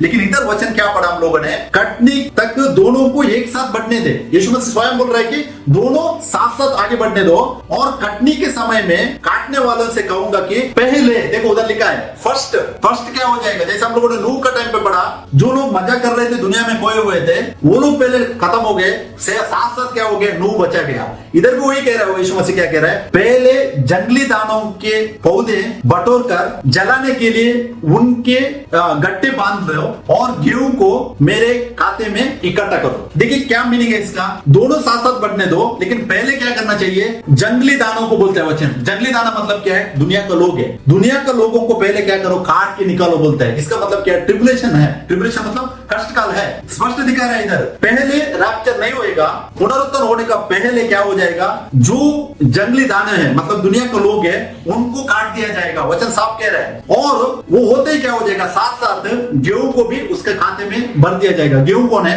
यीशु मसीह के साथ आगे बढ़ने वाले लोग हैं। तो इसके लिए जो लोग, अगर रैप्चर का डॉक्ट्रिन क्या है, कष्ट काल नहीं आएगा, 3.5 साल में क्या हो जाएगा, पहले चर्च उठा लिया जाएगा, बाद में 3.5 साल वापस बहुत कष्ट काल रहेगा बोल के वो प्रीचिंग करते हैं। लेकिन गलत है, ये वचन में साफ लिखा है, पहले जंगल के दाने को क्या करना चाहिए, काट कर निकालना चाहिए। मतलब जो लोग इस दुनिया में उनको निकालना चाहिए, बाद में गेहूं को भरना चाहिए। गेहूं कौन है, मसीह लोग है, मसीह लोगों को बाद में इकट्ठा करना चाहिए बोलते हैं। मतलब पहले जजमेंट इसी दुनिया में सेम टाइम होगा। एक्चुअली ये दोनों सेम टाइम है। उसका और एक वचन भी पढ़िए, मत्ती 13 का 49-50 पढ़िए। जगत के अंत में ऐसा ही होगा, स्वर्गदूत आकर दुष्टों को धर्मी से अलग करेंगे और उन्हें आग के कुंड में डालेंगे, जहाँ रोना और दांत पीसना होगा। आमीन। ये कभी होएगा, अंतिम न्याय के टाइम में होएगा। लेकिन इधर भी देखिए, वचन में ध्यान कीजिए, ये कभी होएगा, जगत के अंत में होएगा। लेकिन रैप्चर डॉक्ट्रिन के हिसाब से देखेगा तो रैप्चर होने के बाद में भी दुनिया चलेगा, कष्ट काल चलेगा बोलते हैं। लेकिन गलत है, ये जगत के अंत में होएगा बोल के वचन कह रहा है। ऐसे ही होगा, स्वर्गदूत आकर क्या करेगा, पहले वचन लिखा है देखो, दुष्टों को धर्मियों से अलग करेंगे। मतलब क्या है, दुष्टों को पहले सेपरेट करेंगे, निकाल देंगे। हम लोगों ने मत्ती 13 का 30 में पढ़ा के दुष्टों को पहले निकाल देंगे, धर्मियों से अलग करेंगे, और उन्हें क्या करेंगे, आग के कुंड में डालेंगे। किसको, दुष्टों को आग के कुंड में डालेंगे, वहां रोना और दांत पीसना रहेगा। मतलब कि ये पूरा क्षण का काम है। परमेश्वर को ये दुनिया खत्म करने के लिए 1 सेकंड काफी है। 1 सेकंड में पूरा दुनिया खत्म हो जाता है। हम सोचते हैं वो इतना दुनिया में इतना लोग भरे हुए हैं, कितना टाइम लगेगा, कुछ नहीं है, ये क्षण में पूरा ये हो जाएगा। जैसे यीशु मसीह का आगमन हम लोगों ने वचन में पढ़ा है ना, जैसा बिजली कटकेगी ऐसा रहेगा, उसी रीति से होएगा। लेकिन पहले क्या हो जाएगा, दुष्ट लोगों को पहले परमेश्वर क्या करेगा, शिक्षा देगा, बाद में सेम टाइम जो लोग उसके साथ है वो लोग उठाए ले जाएंगे बोलते हैं। और एक वचन पढ़िए, यूहन्ना 6:44, 54 एंड 11:24, ये 3 वचन पढ़िए। कोई मेरे पास नहीं आ सकता जब तक पिता जिसने मुझे भेजा है उसे खींच न ले, और मैं उसको अंतिम दिन फिर जिला उठाऊंगा। आमीन। ये वचन 44 में हम लोगों ने क्या पढ़ा? यीशु मसीह बोल रहे हैं कोई भी मेरे पास नहीं आ सकता जब तक पिता जिसने मुझे भेजा है उसे खींच ना ले। यीशु मसीह बोलते हैं जो मेरे पास आया, और आगे क्या बोल रहे हैं? मैं उसको अंतिम दिन फिर जिलाऊंगा बोलता है। लास्ट डे मतलब लास्ट क्या करेगा? जो मरे हुए लोग हैं और मसीह में उनको आखिर में जिलाया जाएगा बोल के यीशु मसीह इधर भी कह रहे हैं 44 में। और 54 में वचन पढ़िए। जो मेरा मांस खाता और मेरा लहू पीता है, अनंत जीवन उसी का है, और मैं अंतिम दिन फिर उसे जिला उठाऊंगा। आमीन। 54 में वचन भी वही कह रहे हैं कि जो मेरा मांस खाता और मेरा लहू पीता है, अनंत जीवन उसी का है, और मैं अंतिम दिन फिर उसे जिला उठाऊंगा बोलते हैं। ये यीशु मसीह किसके बारे में कह रहा है? चर्च के लिए कह रहा है, हमको कह रहा है वो। यीशु मसीह कह रहा है जो मेरा मांस खाता। कौन अब यीशु मसीह का मांस कर रहा है? हम लोग ही खा रहे हैं ना। यीशु मसीह को कौन खा रहा है? डेली हम खा रहे हैं। ये हमारे लिए वचन है। और मेरा लहू पीता है, हम ही है ना, उसको ब्रेड एंड वाइन को कौन याद करते हैं? मसीह लोग है। तो मसीह लोगों के बारे में यह वचन कहता है कि मेरा मांस खाता और मेरा लहू पीता है, अनंत जीवन उसी का है, और मैं अंतिम दिन फिर उसे क्या करेगा? जिला उठाऊंगा। अंतिम दिन बोला हुआ है। अंतिम दिन बोलेगा तो क्या है? लास्ट। जब भी यीशु मसीह प्रकट होएगा ना, वो जो हम लोगों ने देखा जंगली दाना है उसको अलग कर हमको वो क्या करेगा? उठाएगा। मतलब मरे हुए लोगों को भी सेम टाइम उठाएगा। एक क्षण में ये पूरा बात होगी, लेकिन कभी होएगा वो ध्यान दे दो। 44 में भी लिखा है अंतिम दिन, और 54 में भी क्लियरली लिखा है अंतिम दिन, मतलब लास्ट डे बोलेगा तो उसके बाद 3.5 साल नहीं है, ध्यान देने का है। अंतिम दिन में हमको उठाएगा और उसे जिला उठाऊंगा बोला है। और 11:24 यूहन्ना 11:24 भी पढ़िए। मार्था ने उससे कहा, मैं जानती हूँ कि अंतिम दिन में पुनरुत्थान के समय वह जी उठेगा।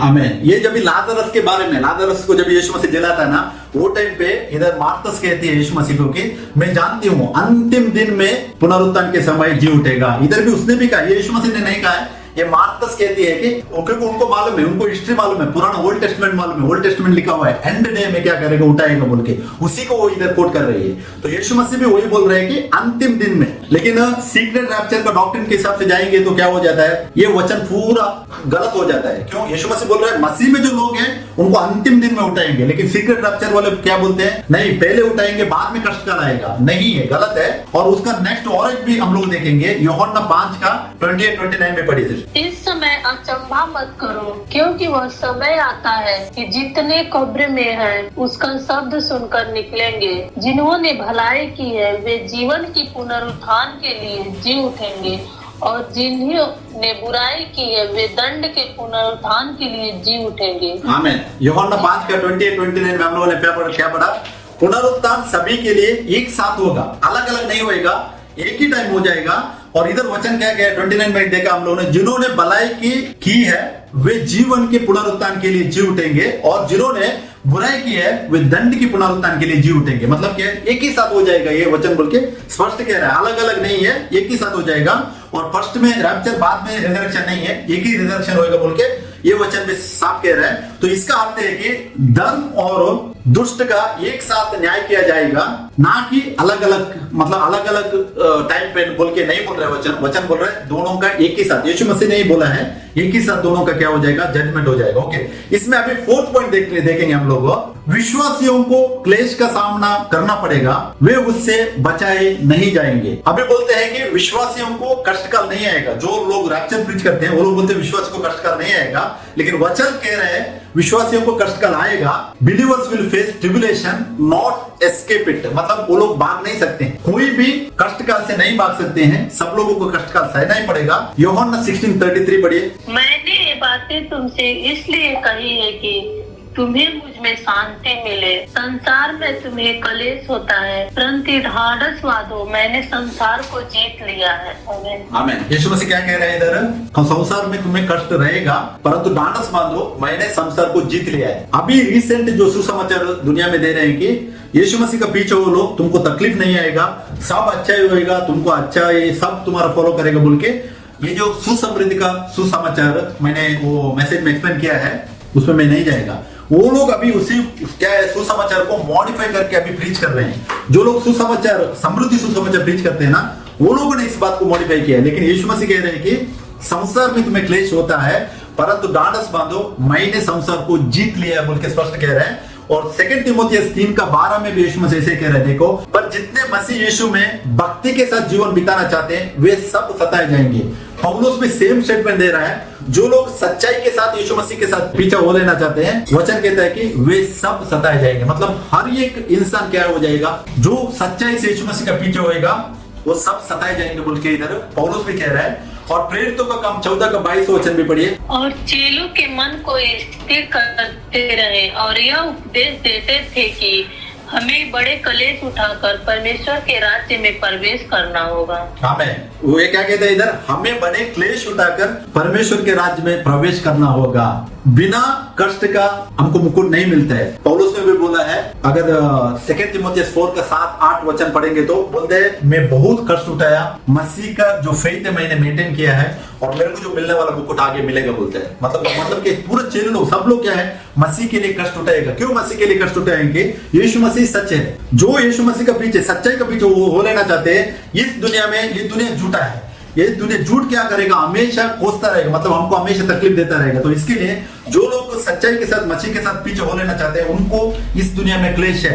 यीशु मसीह में भी कहा है, पौलुस ने भी कहा है, और उसके बाद प्रेरितों का काम में भी हम लोगों ने पढ़ा कि कष्ट उठाकर ही क्या करना चाहिए, मसीह का पीछे हो लेना चाहिए। और मत्ती 24:29 से 31 तक पढ़ेंगे तो भी हमको उधर भी वही मिलता है। वचन नहीं पढ़ेंगे, मैं बताता हूँ। इधर वचन लिखा है कि तब मनुष्य को पुत्र चिन्ह आकाश में दिखाई देगा।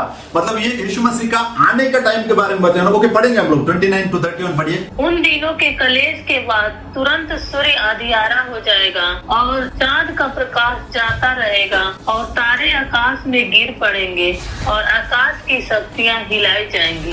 तब मनुष्य के पुत्र का चिन्ह आकाश में दिखाई देगा और तब पृथ्वी के सब कुलों के लोग छाती पीटेंगे और मनुष्य के पुत्र को बड़ी सामर्थ और ऐश्वर्य के साथ आकाश के बादलों पर आते देखेंगे। और वह तुरही के बड़े शब्द के साथ अपने दूतों को भेजेगा और वे आकाश के इस छोर से उस छोर तक चारों दिशा से उसके चुने हुए को इकट्ठा करेंगे। आमीन।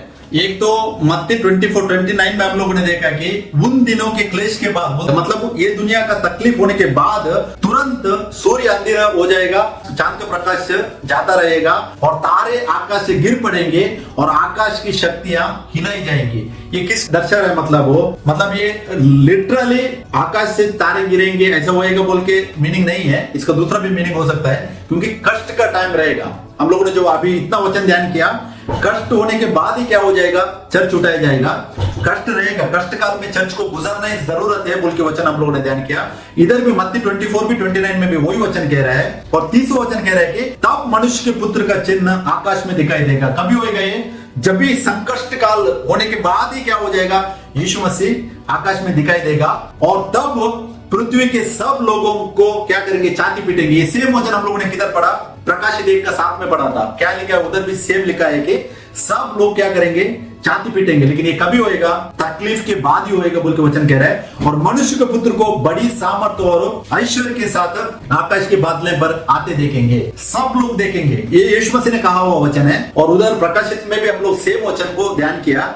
तो इसका मतलब क्या है, तकलीफ के बाद ही पुनरुत्थान है। तकलीफ इस दुनिया में है, वो तकलीफ आएगी, सबको आएगी, ऐसा नहीं है कि नहीं आएगी, सबको आएगी बोल के वचन साफ कह रहा है। और वह तुरही के बड़े शब्द के साथ, सेम 1 थिस्सलुनीसियंस जो 4:16 में हम लोगों ने पढ़ा था, तुरही फूंकी जाएगी। इधर भी वचन यीशु मसीह वही कह रहा है कि यीशु मसीह का आगमन कैसा रहेगा, वह तुरही के बड़े शब्द के साथ अपने दूतों को भेजेगा और वे आकाश के एक छोर से उस छोर तक, मतलब एक एंड से और एक एंड तक क्या करेंगे, दूत लोगों को इकट्ठा कर देंगे। मतलब ये पूरा एक क्षण का काम है, एक सेकंड का काम है। वो बिजली कटकने के लिए एक्सप्लेन किया हुआ वचन हम लोगों ने ध्यान किया, जैसा बिजली कटकेगी ऐसा बोल के इधर वचन एक्सप्लेन किया। इधर भी वही कह रहा है कि दूत कौन है, यीशु मसीह के साथ रहेंगे, वो लोग इकट्ठा करेंगे सबको और चारों दिशा से उसके चुने हुओं को इकट्ठा करेंगे। जो लोगों को उसने चुना हुआ है एक क्षण भर में इकट्ठा हो जाएंगे बोलते हैं वचन। मतलब परमेश्वर का काम ऐसा है, क्यों परमेश्वर को एक सेकंड काफी है, सब खत्म करने के लिए, उठाने के लिए सब काफी है। इंसान के लिए मुश्किल है, चुनना पड़ेगा। दुनिया कितना बड़ा है, सब कंट्रीज में क्रिश्चियनिटी है, कौन कौन उठाए लिए जाएंगे, 2 रहेंगे। अगर वो पीसने वाले का भी हम लोग एग्जाम्पल देखा, 2 लोग रहेंगे, 2 में से दोनों उठाए जाएंगे, नहीं वचन नहीं कह रहा है, एक को इसे उठाया दिया जाएगा। खेत में 2 लोग काम करते रहेंगे, दोनों को उठाएगा, वचन नहीं कह रहा है, वचन बोल रहा है एक को उठाएगा। मतलब क्या है, खून मसीह के साथ आगे बढ़ रहा है। ये किसको दर्शाता मालूम है? जो लोग वचन से जुड़कर आगे बढ़ते हैं उन्हीं को सेम टाइम उठाए ले जाके बोलते हैं। तो ये भी मत्ती का 24:29 से 31 तक भी हम लोग सेम हमको दृष्टांत मिलता है कि कष्ट काल के बाद ही ये पूरा होएगा, मतलब वो सतावट रहेगी, सतावट के बाद ही होएगा। तो विश्वासियों को क्लेश के बाद इकट्ठा किया जाएगा, ना कि पहले बोल के हम इसमें भी बराबर से हम ध्यान कर सकते हैं। और इसमें फिफ्थ पॉइंट है, ये झूठी जो रैप्चर की शिक्षा है ना, ये किधर से आ गया? मतलब ये बाइबल में तो हमको इतना वचन ध्यान किया हम लोगों ने रैप्चर के बारे में नहीं मिलता है। हम लोग ध्यान करेंगे कि the origin of the false rapture doctrine ये किधर से आया बोल के अगर हम लोग ध्यान करेंगे तो रैप्चर की शिक्षा 1830 के दशक में, मतलब 1830 एडी में वो एक उसका नाम है जॉन नेल्सन दर्बी बोल के, ये एक रोमन कैथोलिक का एक प्रीचर है, इसने ये स्टार्ट किया था। इसके द्वारा ये सिद्धांत आया, रैप्चर जो डॉक्ट्रिन है ना, इसे सीक्रेट रैप्चर, इसको स्टार्ट किया था 1830 एडी में। और ये स्टार्ट किया हुआ इंसान है जॉन नेल्सन दर्बी बोल के उसका नाम है, एक रोमन कैथोलिक का प्रीचर है। तो उसने ये सिद्धांत को स्टार्ट किया था। उसका पहले रैप्चर बोल के कोई भी नहीं मानते थे, किसी को भी मालूम नहीं था। बाइबल का जो सच्चा कलीसिया था, इवन बिगिनिंग टाइम में भी रैप्चर बोल के कोई भी प्रीच नहीं किया है। अभी रिसेंटली, मतलब कितना होगा, 200 साल हो गया,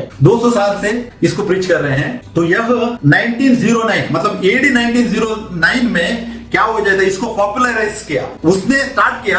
बाद में इसको क्या हो गया, स्टेप बाय स्टेप इसका पॉपुलैरिटी बढ़ने के लिए स्टार्ट हो गया। कैसे है, उसके ऊपर बुक्स स्टार्ट हो गया, वो मूवी स्टार्ट किया, आप लोगों ने देखा रहेगा। और लेफ्ट बिहाइंड बोल के मूवी आई, वो आप लोगों ने देखा रहेगा। मतलब छोड़ा जाए, कौन इधर छोड़ा जाते हैं, उनका जिंदगी कैसा रहेगा बोल के वो मूवी निकाल दिया।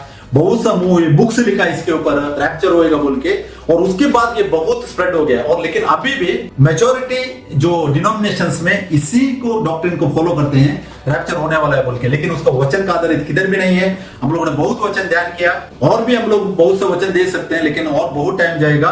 तो इसके लिए आप लोगों ने देखा हुआ वचन में हमको एक ही बात मालूम पड़ता है कि बाइबल क्लियरली बात करता है फर्स्ट रिजरेक्शन के बारे में। तो उसी सच्चाई के साथ आगे बढ़ना चाहिए। फर्स्ट रिजरेक्शन मेंशन किया, इसका मतलब सेकंड रिजरेक्शन बाइबल नहीं बात करती है। सेकंड रिजरेक्शन नहीं है, रिजरेक्शन एक ही बोल के क्लियरली दिखा रहा है। तो इसमें और एक पॉइंट है, बाइबल में रैप्चर की कोई भी शिक्षा नहीं है। ये शिक्षा बाहर से आई हुई है, ये बाइबल आधारित नहीं है। तो प्रारंभिक कलीसिया कभी भी जो प्री ट्रिबुलेशन रैप्चर में विश्वास नहीं करती है। मतलब वो कष्ट काल बाद में स्टार्ट होएगा, पहले रैप्चर होएगा बोल के स्टार्टिंग का कलीसिया भी नहीं प्रीच कर रही है, नहीं फॉलो करती है। तो ये पॉइंट हम लोगों ने ध्यान किया। और इसमें 6 पॉइंट है, सच्चाई क्या है कि यीशु का जो दूसरा आगमन है अंतिम न्याय और पुनरुत्थान के लिए होगा। यीशु मसीह का जो सेकंड कमिंग है वो उसी टाइम पे अंतिम न्याय भी होएगा और पुनरुत्थान भी, ये दोनों एक साथ होएगा। The truth about the second coming अगर हम लोग ध्यान करेंगे तो हम लोगों ने ऑलरेडी पॉइंट ध्यान किया, एक बार सिर्फ इसको ये करेंगे, पुनरावर्तित करेंगे। तो पहले एक ध्यान की बात है कि यीशु केवल एक ही बार लौटेंगे। अभी यीशु अभी 2 बार नहीं आएंगे, एक ही बार लौटेंगे बोल के हम लोग इब्रानियों 9 का 28 में देखा। मृतकों का पुनरुत्थान और न्याय एक साथ, ये दोनों कनेक्टेड है, एक ही साथ होएगा बोल के हम लोग यूहन्ना 5 का 28-29 में वचन में हम लोगों ने ध्यान किया। और इसमें हम लोग और ध्यान किया कि विश्वासी क्लेश का सामना करेंगे परंतु बचाए जाएंगे। मतलब वो जो भी विश्वासी यीशु मसीह के साथ जुड़कर आगे बढ़ना चाहते हैं उनको तकलीफ रहेगा बोल के हम लोगों ने बहुत सा वचन से ध्यान किया। मत्ती 24:29-31 अगर पढ़ेंगे तो क्लियर है कि सब कष्टकाल गुजरने के बाद ही क्या हो जाएगा, लोगों को परमेश्वर इकट्ठा करेंगे और यीशु मसीह के साथ उठाए लिए जाएंगे बोल के भी वचन साफ है। लेकिन डरने का नहीं है, क्योंकि यीशु मसीह ने क्लियरली कहा है कि इस दुनिया में तुमको क्लेश रहेगा और तुम डांडस बांधो, धैर्य में रहो। और हम लोग लास्ट वीक में ध्यान किया है रोमन्स 8:35-39 वचन पढ़ने के टाइम में 17 टाइप्स ऑफ तकलीफ के बारे में यीशु मसीह ने इस दुनिया में हमको कहा हुआ है पौलुस के द्वारा। वो क्या है, उसमें ये बदनी डेथ भी इंक्लूडेड है। अगर जो सच्चे यीशु मसीह के साथ हो लेते हैं, बदनी डेथ भी अगर उसको आएगा तो वो यीशु मसीह का गवाह रहेगा, गवाह बनकर आगे बढ़ेगा। तो इसके लिए इस दुनिया में तकलीफ है। अगर कोई प्रीच करता है इस दुनिया में हमको तकलीफ नहीं है, सब अच्छा ही होएगी, तो वो सच्चा सुसमाचार नहीं है। वो अभी रिसेंटली स्टार्ट हो गया हुआ एंड टाइम का गॉस्पेल है, वो जो क्या है सिखाता है हमको, समृद्धि का सुसमाचार सिखाता है, वो सच्चा नहीं है बोल के बराबर से ध्यान दे दो। और मत्ती 24-27 में हम लोगों ने ध्यान किया कि लिखा है, जैसे बिजली पूरब से निकलकर पश्चिम तक चमकती है वैसे ही मनुष्य का पुत्र का आना भी होगा। मतलब क्या है, एक बिजली कटकने के जैसा यीशु मसीह का आगमन रहेगा बोल के हम लोगों ने ये भी बात वचन से ध्यान किया। और प्रकाशित वाक्य 11 का 15 वचन में कहता है कि संसार का राज्य हमारे प्रभु और उसके मसीह का राज्य बन गया है और वह युग युग तक राज्य करेगा। मतलब ये जब होएगा वो टाइम पे पूरा कंट्रोल क्या हो जाएगा, यीशु मसीह के हाथ में रहेगा वो टाइम पे, और वो यीशु मसीह का राज्य इस दुनिया में स्थापित होएगा। और यीशु मसीह का राज्य कभी स्थापित होएगा, फर्स्ट रिजरेक्शन होते ही इमीडिएटली स्थापित होएगा। वो रैप्चर का डॉक्ट्रिन वाले बोलते हैं 7 साल कष्टकाल में 7 साल प्रभु का मेज में हम लोग बैठ के खाना खाएंगे बोलते हैं। किधर भी नहीं है वचन रेफरेंस उसका। जब भी पुनरुत्थान होएगा सेम टाइम जजमेंट भी होएगा और सेम टाइम परमेश्वर का रूलिंग भी स्टार्ट होएगा बोल के वचन स्पष्ट कह रहा है। और इसमें लास्ट अभी एक ध्यान करेंगे हम लोग 7th पॉइंट, इसका जो टोटल हम लोगों ने ध्यान किया विषय है कि रैप्चर एक झूठी शिक्षा है। बराबर से ध्यान दे दो। देखो ट्रिनिटी, जो लोग ट्रिनिटी प्रीच करते हैं उनका पहला कहना रहता है कि ट्रिनिटी बोल के जो वर्ड है ब्रदर बाइबल में नहीं है। ऐसे ही रैप्चर बोलने वाले लोग वही बोलते हैं कि रैप्चर जो वर्ड है बाइबल में नहीं है बोलते हैं। ट्रिनिटी नहीं है बोलते हैं, ट्रिनिटी प्रूव करने के लिए जाते हैं। रैप्चर नहीं है बोलते हैं, रैप्चर प्रूव करने के लिए जाते हैं। लेकिन ये दोनों शिक्षा किधर से आई हुई है, हम बराबर से वचन में ध्यान देने का। ये दोनों का बेस रोमन कैथोलिक डिनोमिनेशन है। ट्रिनिटी को भी लाया हुआ लोग वो लोग ही है, रैप्चर को लाया हुआ लोग भी वो लोग ही है। दोनों ये जो आया था मसीह विरोधी का काम किया था वही डिनोमिनेशन के अंदर से आया हुआ है। तो इसके लिए जितने भी लोग ये ट्रिनिटी का पीछे हो लेते हैं और रैप्चर का पीछे हो ले रहे हैं वो लोग पश्चाताप करके वापस आना चाहिए। क्यों आना चाहिए कि जो लोग दोनों के ऊपर विश्वास रखते हैं, दोनों उसको फॉलो करते हैं, दोनों को एटर्निटी में आगे नहीं बढ़ सकते हैं, क्योंकि दोनों झूठी शिक्षा है। यीशु मसीह के साथ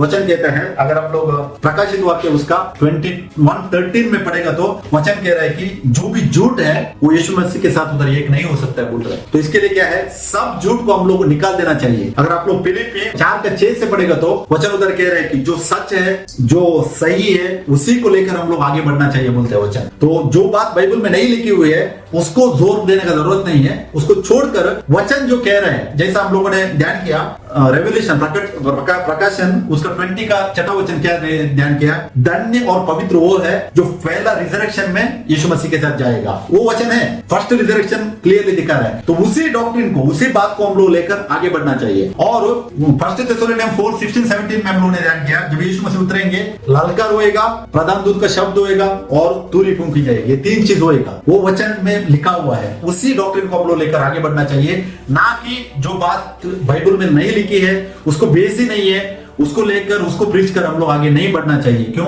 उसमें प्रभु का क्रोध आ जाता है। यीशु मसीह का क्रोध उन लोगों पर आता है जो लोग उस वचन को ऐड करते हैं और बाहर की चीज लाकर डाल देते हैं और उसी को प्रीच करते हैं, उनके ऊपर प्रभु का क्रोध आ जाता है। तो उसको छोड़कर क्या करना चाहिए, हम लोग सच्चाई के साथ आगे बढ़ना बहुत जरूरी है। तो इसके लिए रैप्चर एक झूठी शिक्षा है, the rapture is a false doctrine. इसमें ध्यान करने वाली बात हम लोगों ने क्या है कि बाइबल में केवल एक दूसरा आगमन है, 2 बार नहीं है। स्पष्ट ध्यान देने का है, एक ही बार यीशु मसीह नेक्स्ट आने वाले हैं, वही टाइम पे उठाया लिया भी जाएगा, वही टाइम पे जजमेंट भी होएगा और उसके बाद पुनरुत्थान और अंतिम न्याय एक ही समय पर होगा। दोनों एक ही साथ साथ वो चीज हो जाएगा बोल के वचन साफ दिख रहा है, हम लोगों ने ऑलरेडी ध्यान किया है। और उसके बाद विश्वासी क्लेश से बचाए नहीं जाएंगे बल्कि उसमें होकर गुजरेंगे। मतलब कष्ट काल में से छुटकारा पाकर विश्वासी को उठाया नहीं लिया जाएगा, कष्ट काल में होकर ही क्या हो जाएगा, हम वो उधर तक पहुंचने का है। इसके लिए पौलुस ने गेहूं का एक एग्जाम्पल दिया है। अगर आप लोग 1 कोरिन्थियंस 15 चैप्टर पढ़ेगा तो पौलुस क्या बोलते हैं, जब तक एक गेहूं धरती पे गिरने के बाद वो नहीं मरेगा तब तक वो नहीं फूलेगा। मतलब क्या, जब भी मरता है गेहूं वो टाइम पे उससे उसका अंदर से एक अच्छा एक नया जड़ को हम लोग पाते हैं। ऐसे हमारे जिंदगी में हम लोग क्या है, कष्ट काल इस दुनिया में परमेश्वर का ऑलरेडी परमेश्वर का इच्छा है, हम उसमें से गुजरने का है। क्यों गुजरने का है कि ये संसार झूठा संसार है, इसमें सत्य के लिए कोई भी इंपॉर्टेंस नहीं है, झूठ से होकर आगे बढ़ना चाहिए। तो इसके लिए विश्वासी क्लेश से बचाए नहीं जाएंगे, ध्यान देने का है, बल्कि उसमें से होकर ही हम लोग गुजरना चाहिए। अगर आप लोगों को महिमा शरीर पहनने का है, जैसा पौलुस ने कष्ट उठाया, पेतरुस ने कष्ट उठाया, हर एक विश्वासी को आना ही चाहिए बोल के नहीं, आएगा तो हम उसमें से गुजरने का ही है, यीशु मसीह का गवाह बन के आगे बढ़ने का बोल के वचन स्पष्ट कह रहा है। और उसके बाद रैप्चर की जो शिक्षा है हम लोगों ने ध्यान किया 18th सेंचुरी में स्टार्ट हो गया, मतलब 1800 का दशक में शुरू हो गई थी। बाइबल में पहले उसको नहीं नहीं पाया जाता है। ये रिसेंटली आया हुआ एक शैतान का सिद्धांत है रैप्चर, उसको हम लोग लेकर नहीं आगे बढ़ेंगे क्योंकि हमको सच्चाई मालूम है। परमेश्वर ने वचन से हमको दिखाया है कि फर्स्ट रिजरेक्शन के बारे में बाइबल बात करते हैं, उसी को लेकर आगे बढ़ेंगे। और मत्ती 24:42 में हम लोगों ने देखा कि इसलिए जागते रहो क्योंकि तुम नहीं जानते कि तुम्हारा प्रभु किस समय में आएगा। मतलब वो यीशु मसीह ने क्या कहा है, वो दिन और वो टाइम जो है किसी को भी नहीं मालूम है। अगर आप लोग मार्कुस 13:32 पढ़ेंगे, नहीं तो प्रेरितों का काम अगर 1 का 7वां वचन पढ़ेंगे और उसके बाद मत्ती 24:36 का वचन पढ़ेंगे, तो यीशु मसीह ने कहा कि वो दिन और वो टाइम कोई भी नहीं जानता है। इसी को लेकर वो लोगों ने बोला ये रैप्चर है, नहीं है। यीशु मसीह बोलते हैं कि वो टाइम और वो दिन नहीं मालूम है, लेकिन आने का जो आता वो समय सब पूरा दुनिया देखेगा बोलता है वचन। वो किसको दर्शाता है मालूम है? फॉर एग्जाम्पल सोचिए एक घर पे अगर चोरी होता है, पूरा रात में क्या हो जाते हैं, घर पे सब लोग सोए रहते हैं। चोर जब तक अंदर आता है तब तक किसी को भी नहीं मालूम पड़ेगा। मतलब क्या, सब लोग सोए रहते हैं और अपना आप रहते हैं दो घर पे, लेकिन जब भी चोर अंदर एंटर होने के बाद वो क्या करेगा, अगर उसको चोरी करना है उसको एक ही तो कुछ लॉकर तोड़ना पड़ेगा, नहीं तो घर वालों को उठाकर उसको क्या करना पड़ेगा, उनको बांधना पड़ेगा। वो ये किसको दर्शाता है? यीशु मसीह ने भी सेम चोर का एग्जांपल क्यों दिया है कि वो दिन और वो टाइम किसी को भी नहीं मालूम है बोला यीशु मसीह ने। लेकिन यीशु मसीह आने के टाइम जैसे चोर अंदर घुस गया, अंदर घुसने के बाद वो घर वालों को सबको मालूम पड़ेगा कि चोर अंदर है। क्यों? उनको एक ही वो धमकाएगा, डराएगा, उसके बाद वो घर क्या करेगा, घर को लूटने के लिए स्टार्ट करेगा। ऐसे ही होएगा बोल के वो दृष्टांत यीशु मसीह ने कहा है। ये वचन में हम लोगों ने वही पढ़ा है कि हम लोग क्या करना चाहिए, हमेशा हम लोग जागते रहना चाहिए क्योंकि हम नहीं जानते हैं कि हमारा प्रभु यीशु मसीह कभी आएगा बोल के। वो टाइम किसी को भी नहीं मालूम है, ना परिचित लोग जानते हैं, ना कोई भी इस दुनिया में इंसान नहीं जानता बोल के यीशु मसीह ने स्पष्ट कहा है। लेकिन ये रैप्चर नहीं है, जब यीशु मसीह आएंगे सब दुनिया को मालूम पड़ेगा। कभी आएंगे बोल के नहीं मालूम है, आने के टाइम में मालूम पड़ेगा बोल के वचन कह रहा है। हम लोग क्या करना चाहिए, हमें बाइबल के सत्य में दृढ़ रहना चाहिए और झूठी शिक्षाओं को क्या करना चाहिए, अस्वीकार करना चाहिए। मतलब सच्चाई अभी हमको मालूम पड़ा रैप्चर एक झूठी शिक्षा है, हम लोग क्या करना चाहिए, इस बात को आगे भी पहुंचा देना चाहिए दूसरा लोगों को। क्यों? बहुत से लोग रैप्चर को लेकर बैठे हुए हैं, सब लोग इंतजार कर रहे हैं कि हमारा रैप्चर होएगा, बाद में कष्ट का स्टार्ट होएगा। नहीं है, तकलीफ इस दुनिया में हम लोगों ने ध्यान किया बहुत से वचन से। तो इसके लिए मैं प्रभु यीशु मसीह को धन्यवाद देता हूँ। ये एक अच्छा एक वचन से, इसका एक प्रकाशन वचन से प्रभु ने दिया, इसके लिए मैं प्रभु को धन्यवाद करता हूँ। और इसमें से सारा प्रशंसा महिमा मैं हमारा प्रभु यीशु मसीह को ही देता हूं क्योंकि वचन का गहराई तक स्टेप बाय स्टेप एक एक बात प्रभु हमको प्रकट कर रहा है और वो सच्चाई में हमको आगे बढ़ा रहा है। तो इसके लिए इसमें से सारा प्रशंसा महिमा सिर्फ और सिर्फ हमारा प्रभु यीशु मसीह को देता हूं। सबको जय मसीह के।